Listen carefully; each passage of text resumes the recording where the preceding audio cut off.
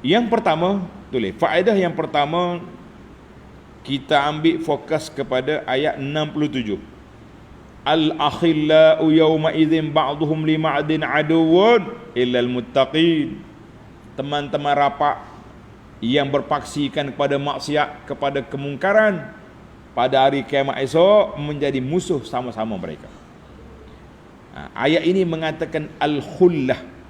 Khullah ni teman rapat, member, kawan setia di atas dasar maksiat dan kufur.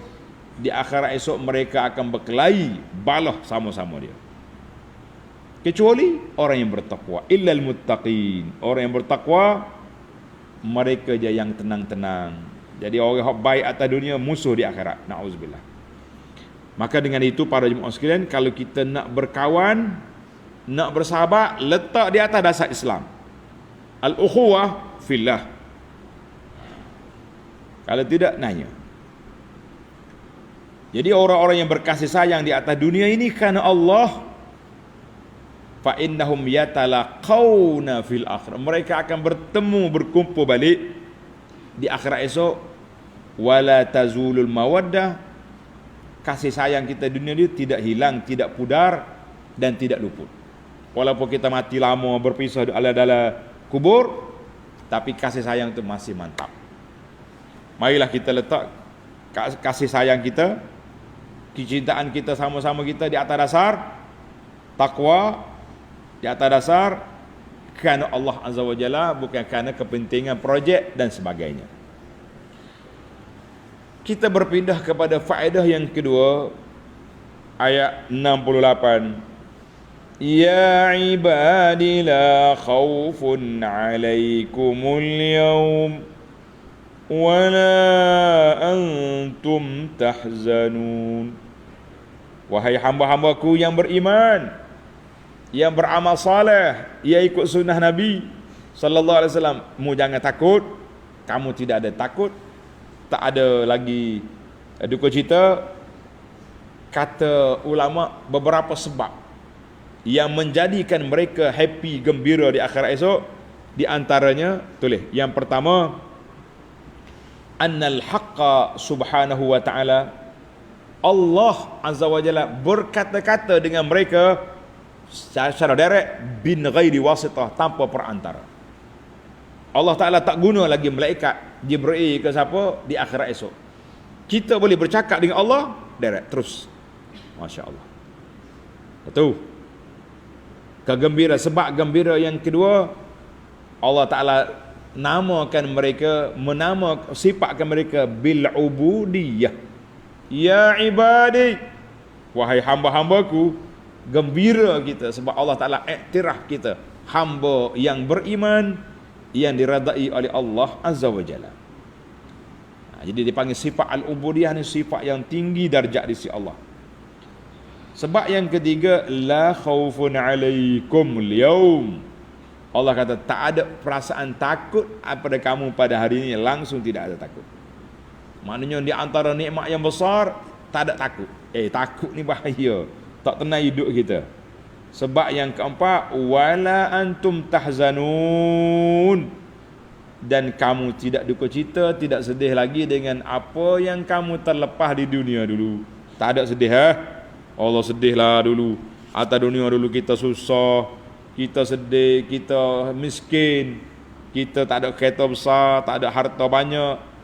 Tapi di akhirat kita boleh syurga, tak ada sedih. Sedih apa lagi, sedar?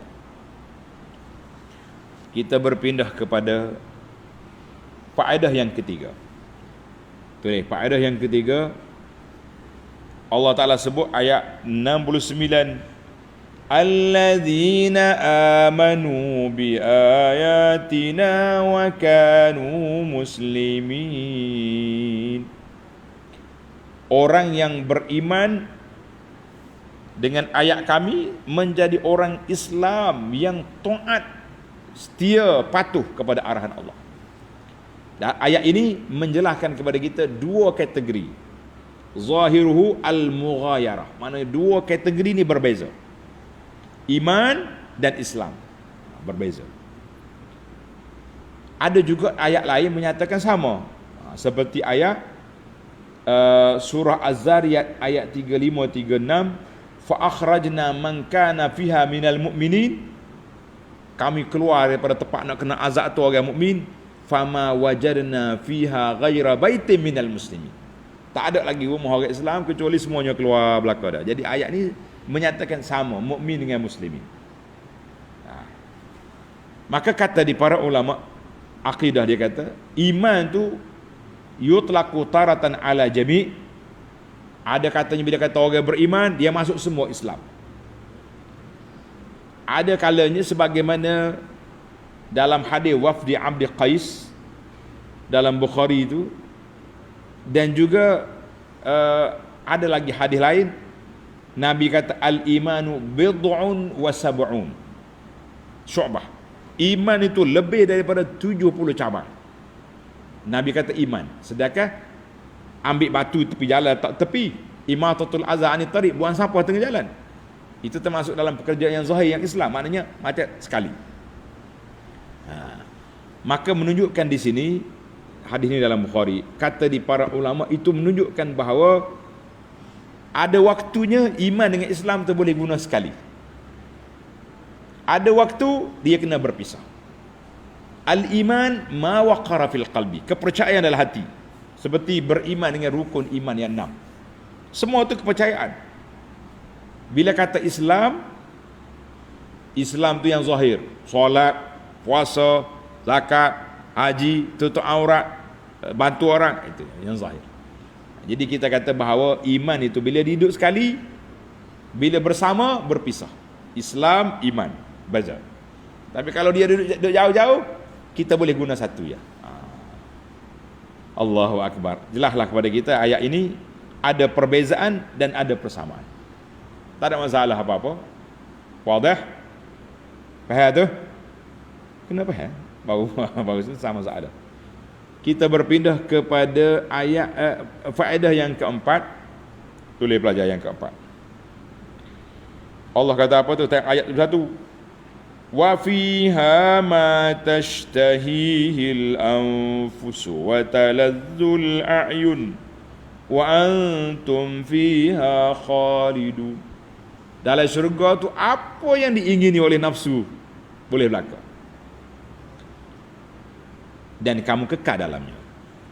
Atas dunia dulu, oleh kerana nafsu tersekat, nak buat benda ni haram, tak boleh. Nak gisit tak boleh. Nak makan benda ni tak boleh.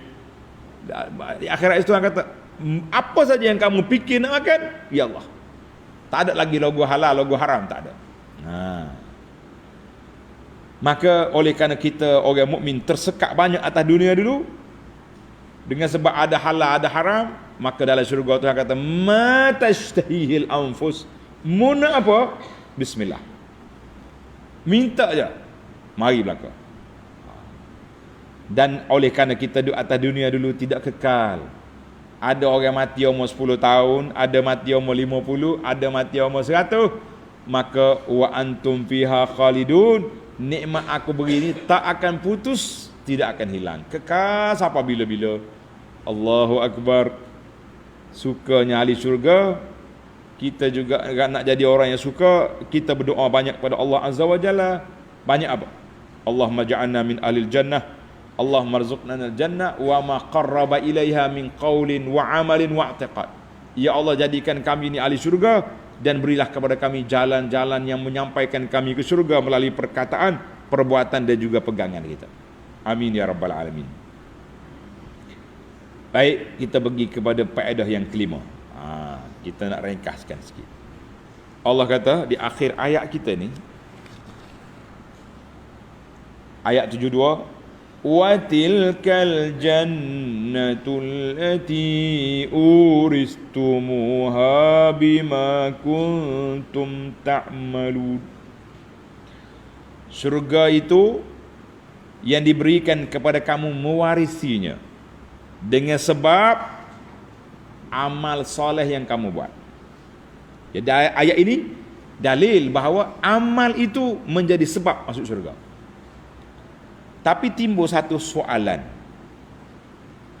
Soalan dia panggil kontra ayat ini dengan hadis Nabi sallallahu yang sahih. Nabi kata apa? La yadkhulu ahadun minkumul jannah bi'amalihi. Dengar ni pelajar. Tidak ada seorang pun daripada kamu boleh masuk syurga dengan semata-mata amalan. Tak boleh. Tapi ayat ni kata bima kuntum ta'malun. Dengan sebab amalan. Adakah kontra ayat dengan hadis? Jawab dia, la tanafa bainahuma. Tidak ada pertembungan, tidak ada kontra di antara ayat dengan hadis dengan beberapa sebab. Tulis. Tulis cepat sikit. Yang pertama, annal ba allati nafatid dukhul hiya ba al muawadah. Ba bi amali. Ba tu dipanggil ba yang menafikan masuk syurga dengan amalan itu dipanggil ba al muawadah. Ba tukar ganti. Maknanya bila kita semaya, kita kena ganti dengan syurga, dengan balasan. Dia panggil al-ba itu ba as-sababiyah. Ba tu sebab. Oleh kerana mu taat, kamu ikut perintah, kamu taat kepada Allah, kamu semaya, kamu puasa, kamu zakat, kamu buat benda baik, tutup aurat molek-molek, maka kamu layak untuk ke syurga. Itu perbahasan ulama di panjang. Dia bahas ba ya, bi amalihi, bima kuntum. Ba sebutir tu panjang pula perbahasan. Kita kata ba muawadah tak ada. Ba sabab na'am. Satu. Yang kedua, kata Syekh Sufyan rahimahullah taala, ulama salaf, dia kata an-najatu minan nar bi'afwillah. Kita ni selamat daripada neraka dengan keampunan daripada Allah. Allah Ta'ala maaf kita. Wa dukhulul jannah birahmatihi. Tapi kita boleh masuk syurga dengan rahmat daripada Allah. Waqtisamul manazili wad darajat bil a'mal. Perbezaan darjat dalam syurga. Orang ni tingkat tinggi, orang ni tingkat rendah. Syurga belaka dengan amalan. Dia beriman tapi amalan kurang, duduk syurga level 1. Orang ni masuk syurga dengan amalan yang banyak, patah duduk. Ini kata di Sufyan. Maknanya perbezaan kitanya dengan amalan kita. Masuk syurga dengan rahmat, selamat daripada neraka dengan kemaafan. Cantik kata-kata ni. Tulis mula. An-najatu minan nar bi'afwillah. Selamat daripada neraka dengan kemaafan daripada Allah. Wa dukhulul jannati birahmatihi. Masuk syurga dengan rahmat. Waqtisamul manazili wad darajat bil a'mal. Berbezanya darjat dengan amalan. Allahu akbar. Menarik. Ini kata-kata ulama salaf. Yang ketiga, masuk syurga tu dengan sebab amalan. Dengan sebab amalan. Summat taufiqu lil amal. Yang memberi taufik untuk kita beramal tu siapa? Allah Azza wa Jalla. Berapa ramai orang duduk tepi masjid dengar azan buat lembu tuli, lembu kenyang. Badak tuli dah. Hak tuli ni badak. Hak kenyangnya lembu. Badak tuli, lembu kenyang. Dalilnya orang azan tak pergi masjid. Tu badak tuli, lembu kenyang. Tak ada taufik daripada Allah Azza wa Jalla. Baik. Yang beramal pula, yang betul-betul ikhlas, juga dengan taufik daripada Allah Azza wa Jalla. Ada orang buat amal tapi asyik nak tunjuk ke orang je. Dia semaya apa Facebook. Aduh. Dia sedekah apa Facebook. Dia pergi tawaf apa begini. Takut kita, ya Allah ya Tuhan.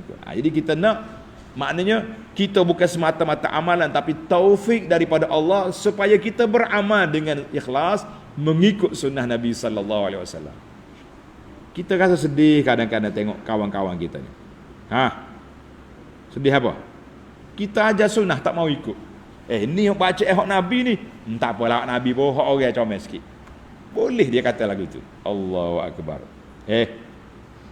Sebab yang keempat. Yuhmalul hadis.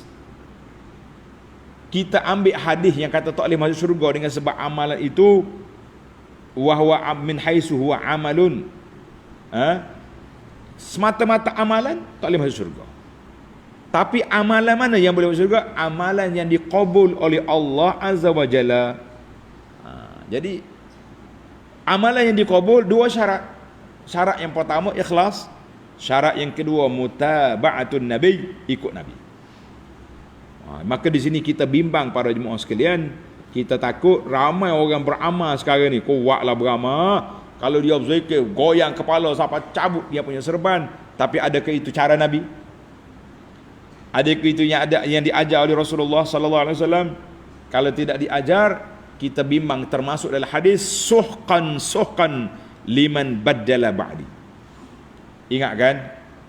Bila di akhirat esok orang-orang yang muka bercahaya kaki tangan berjalan nak pergi ke syurga, nak pergi minum kolam Nabi. Tiba-tiba malaikat stop. Tak boleh pergi. Nabi kata, umat aku tu muka dia bercahaya. Malaikat kata, ya Rasulullah, annaka la tadri ma ahdatsu ba'dak. Rasulullah tak tahu mereka dah tukar perjalanan agama. Hak Nabi ajar dia tak mau buat, hak Nabi tak ajar mereka buat, hak kita kata haram dia halalkan, yang halal diharamkan, maka orang ni dihalau oleh mereka. Nabi kata suhqan hatta halal jauh liman baddala ba'di, bagi orang yang menukar perjalanan agama lepas aku mati. Allahu akbar. Jadi para jemaah sekalian, dua besar ini, kita beramal, kita ikhlas, kita ikut Nabi, insya-Allah kita selamat. Tamatlah perbincangan kita. Kita akan sambung ayat 74, orang-orang yang jahat pula, na'udzubillah. Kita minta perlindungan Allah Taala daripada kemurkaan Allah. Insya-Allah kita akan sambung dalam siri yang akan datang.